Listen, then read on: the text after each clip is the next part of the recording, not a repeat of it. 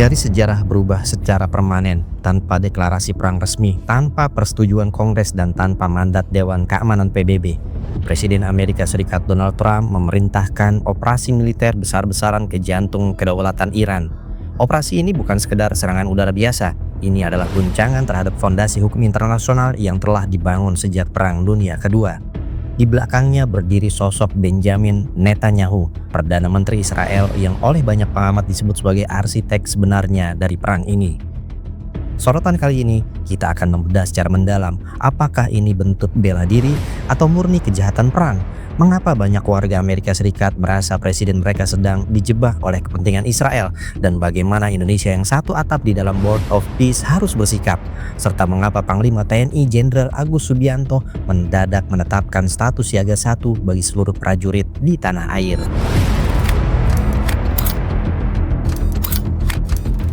Apa yang sebenarnya terjadi di lapangan?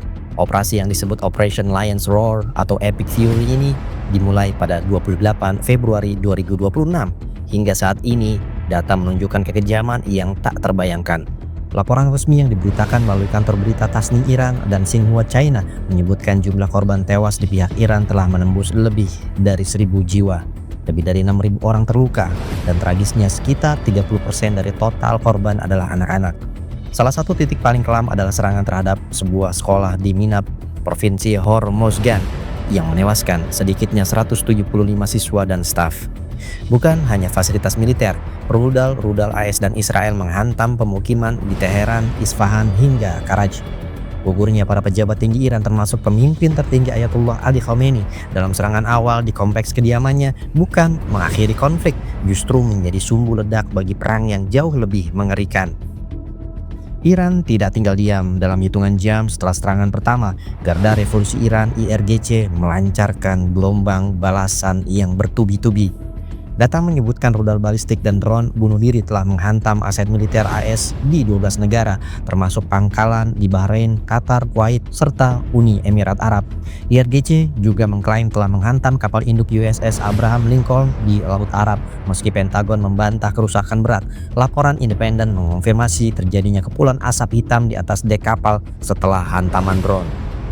Sebagai pemilik otoritas penuh jalur paling krusial di dunia, Iran juga secara resmi menutup Selat Hormuz. Setidaknya hingga saat ini telah ada 3 kapal tanker yang diserang dan 1 dilaporkan tenggelam.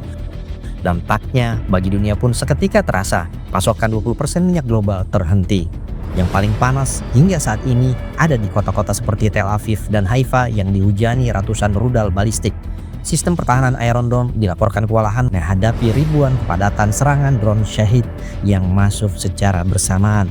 Beberapa pengamat militer memperingatkan bahwa ini hanyalah awal. Iran telah mengobarkan perang asimetris jangka panjang, merespons serangan brutal terhadap kedaulatannya oleh AS dan Israel melalui jaringan proksi di Lebanon, Irak, Yaman, dan serangan cyber yang mampu melumpuhkan infrastruktur vital dan telah memporak-porandakan sistem militer Amerika Serikat. Mari kita bicara fakta hukum. Piagam PBB Pasal 2 Ayat 4 dengan jelas melarang negara manapun menyerang kedaulatan negara lain. Trump berdalih menggunakan Pasal 51 tentang hak bela diri atau self-defense. Namun, dengan jeli kita bisa menemukan celah besar di sini. Bela diri hanya sah jika ada serangan yang nyata dan mendesak. Hingga detik ini pemerintah AS tidak mampu menunjukkan bukti intelijen bahwa Iran akan menyerang mereka dalam waktu dekat. Yang terjadi adalah preventive strike, menyerang karena mungkin musuh akan berbahaya di masa depan. Dalam hukum internasional, ini adalah agresi, sebuah kejahatan perang tertinggi.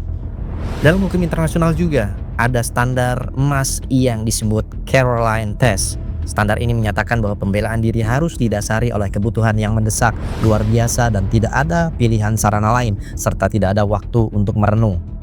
Serangan Trump terhadap Iran gagal total dalam tes ini. Mengapa? Karena serangan ini dilakukan saat saluran diplomasi masih terbuka. Meluncurkan rudal ke kedaulatan Iran saat tidak ada satupun peluru Iran yang menyentuh tanah Amerika adalah murni sebuah tindakan kriminal internasional. Ini bukan membela diri, ini adalah eksekusi sepihak terhadap kedaulatan sebuah bangsa. Secara hukum, apa yang dilakukan Trump dan Netanyahu memenuhi unsur kejahatan agresi sebagaimana diatur dalam amandemen Kampala pada Statuta Roma. Kejahatan ini melibatkan perencanaan, persiapan, dan inisiasi aksi militer oleh seseorang yang memiliki posisi efektif untuk mengendalikan tindakan politik atau militer suatu negara.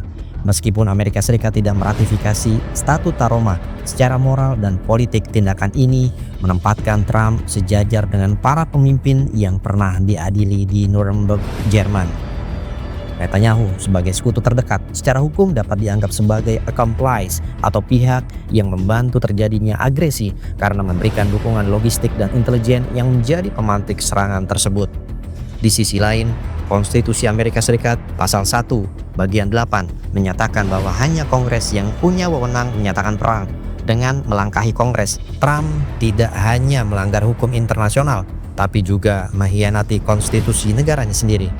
Ia bertindak bukan sebagai presiden negara demokrasi, melainkan sebagai panglima perang absolut. Tindakan ini menciptakan presiden berbahaya. Jika seorang presiden bisa memulai perang tanpa izin parlemen, maka pemisahan kekuasaan atau separation of powers di Amerika telah mati. Trump telah mengubah wajah Amerika dari negara hukum menjadi negara kekuasaan. Kejahatan ini semakin diperparah dengan posisi Trump dan Netanyahu di Board of Peace. Secara hukum internasional ada prinsip nemo judex in causa sua. Tidak ada seorang pun yang boleh menjadi hakim dalam perkaranya sendiri. Bagaimana dengan Board of Peace bisa mengadili agresi ke Iran jika pemimpinnya adalah sang agresor itu sendiri? Ini bukan hanya pelanggaran prosedur, ini adalah penghinaan terhadap akal sehat dunia. Keberadaan mereka di sana justru menghancurkan legitimasi lembaga perdamaian itu sendiri, menjadikannya tidak lebih dari sekedar kantor stempel bagi kebijakan militer mereka. Dunia hari ini menyaksikan sebuah ironi. Hukum yang seharusnya melindungi yang lemah dari yang kuat, ini justru diputar balikan untuk melindungi yang kuat yang sedang menindas.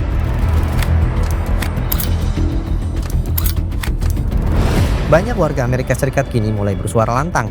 Mereka menyebut Trump masuk dalam jebakan yang dipasang rapi oleh Benjamin Netanyahu. Mengapa? Karena perang ini bukan soal keamanan nasional, melainkan soal penyelamatan diri dari jeratan hukum. Disinyalir Netanyahu sedang terhimpit di dalam negerinya sendiri. Ia tidak hanya menghadapi oposisi jalanan yang masif, tetapi juga dakwaan korupsi yang nyata. Di pengadilan Israel, Netanyahu dijerat 3 kasus berat sekaligus.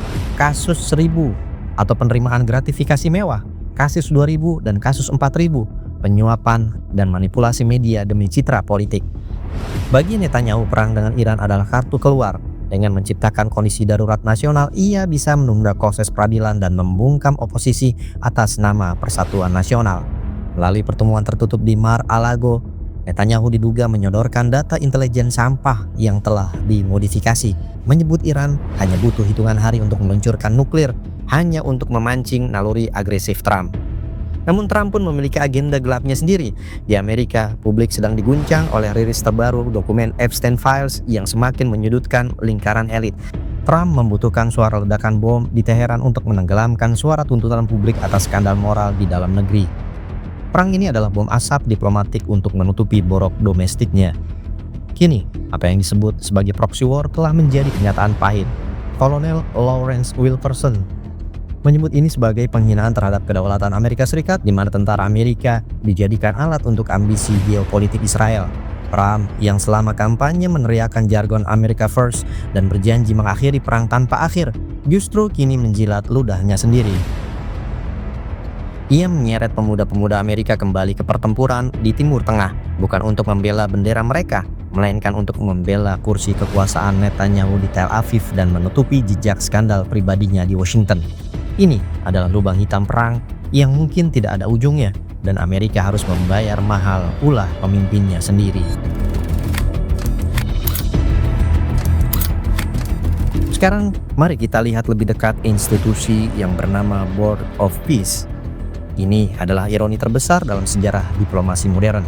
Bagaimana mungkin sebuah dewan yang didirikan untuk menjaga perdamaian dunia justru dipimpin oleh 2 aktor utama yang sedang melakukan agresi militer? Keberadaan Trump di pucuk pimpinan dan Netanyahu di keanggotaan Board of Peace membuat lembaga ini terlihat seperti lelucon konyol.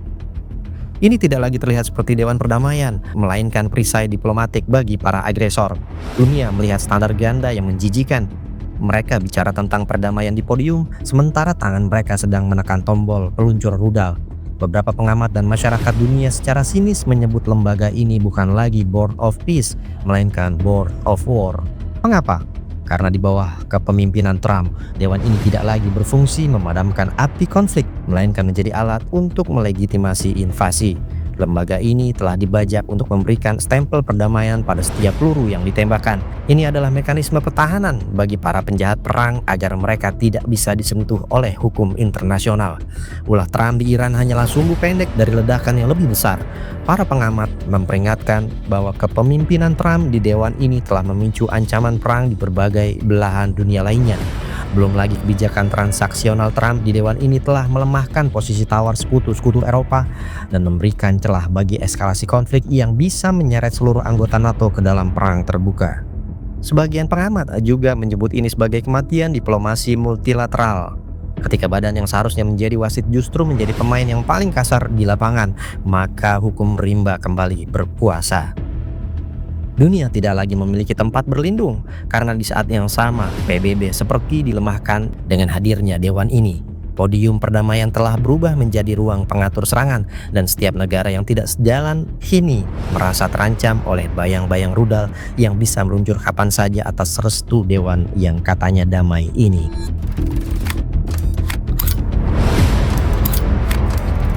Lalu, di mana posisi Indonesia?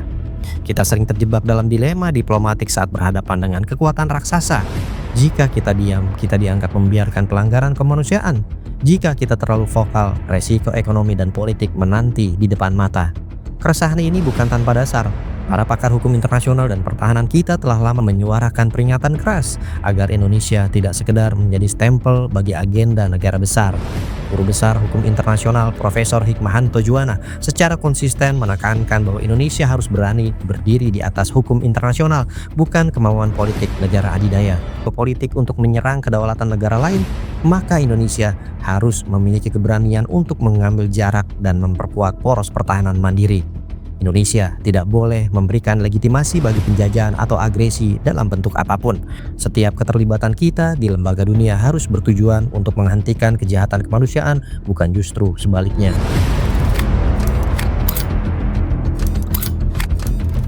Situasi terasa semakin genting ketika Panglima TNI Jenderal Agus Subianto menetapkan status siaga 1 melalui telegram rahasia bernomor TR283/2026. Dan apa artinya bagi rakyat? Siaga 1 berarti seluruh kekuatan militer Indonesia berada dalam tingkat kewaspadaan tertinggi. Jenderal Agus menyadari bahwa ketegangan di Iran bukan hanya soal Timur Tengah. Ini soal jalur logistik minyak kita, soal stabilitas keamanan di Laut Natuna yang mungkin akan dimanfaatkan oleh pihak lain saat AS fokus di Iran, dan soal potensi serangan cyber yang menyasar infrastruktur vital nasional. Instruksinya jelas, amankan objek vital, perketat perbatasan, dan bersiap untuk segala kemungkinan terburuk. Indonesia sedang bersiap menghadapi badai ekonomi dan keamanan yang dipicu oleh ambisi dua orang penguasa di belahan bumi lain. Kesimpulannya jelas, hukum internasional sedang diinjak-injak. Trump melanggar konstitusinya, Netanyahu menjalankan agendanya, dan Board of Peace menjadi panggung sandiwara. Bagi kita di Indonesia, siaga 1 adalah pengingat bahwa kita tidak bisa tidur nyenyak saat ketidakadilan terjadi. Kejahatan perang tetaplah kejahatan perang, tak peduli siapa yang melakukan. Harga dari sebuah kesadaran memang mahal, tapi harga dari ketidaktahuan jauh lebih mematikan. Kita harus terus mengawal sikap pemerintah. Apakah kita akan tetap terjebak dalam Board of Peace atau kita akan berani berdiri tegak menyuarakan kebenaran demi martabat bangsa?